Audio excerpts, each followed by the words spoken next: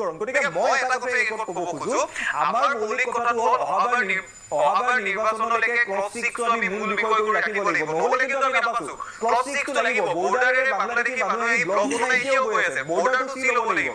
আৰু আটাইতকৈ ডাঙৰ কথা, NRC-খন 1500 কোটি টকা খৰচ কৰা হৈছিল। অসমৰ সংখ্যালঘু মানুহে সহযোগ কৰিছিল। অকলো তেওঁলোকে বিদ্ৰোহ কৰা নাই, তেওঁলোকে NRC-ৰ সকলো কষ্ট মানি লৈছিল। তাৰ পাছত NRC-খন এতিয়া কিয় নকৰে? আৰু মই প্ৰথমতে কৈছো নহয়, হিমন্ত বিশ্ব শৰ্মা যদি ইমান ডাঙৰ লিডাৰ, ইমান ডাঙৰ মানুহ, সন্মান সহকাৰে কৈছো, কিয় তেওঁ নৰেন্দ্ৰ মোদীক বুজাব নোৱাৰে যে এওঁলোকৰ ওপৰত কাখন দিব নালাগে, অসমৰ পৰা আঁতৰাই দিওঁ? এই কামবোৰ যদি আমি কৰিব নোৱাৰো, আমি অৰণ্য ৰোদন কৰি থাকিম। আমি নিৰ্বাচনৰ আগত উতলাৰ নিচিনাকে নাচি থাকিম। আৰু আমাৰ প্ৰজন্মটো, আগৰ মানুহখিনিয়েতো ভুল কৰিলে, 60-70 বছৰ হ'ল, নিজৰ ল'ৰা ছোৱালী অসমত নাৰাখে, বাহিৰত ৰাখে।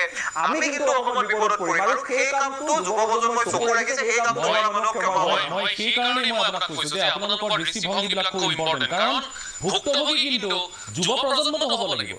এতিয়া যি ৰাজনীতি হৈ আছে, যাক লৈ মানুহে খেলি আছে, যাক লৈ মানুহে এক প্ৰকাৰৰ টনাজোৰা কৰি আছে, কিন্তু এই গোটেইবিলাকৰ হয়তো ফলাফলটো আৰু 10-20-30 বছৰ পিছত পাম, যিটোৰ ভুক্তভোগী ত্ৰিদীপ ভাগৱতী বা ত্ৰিদীপ ভাগৱতীৰ পাছৰ প্ৰজন্মটো হ'ব লাগিব।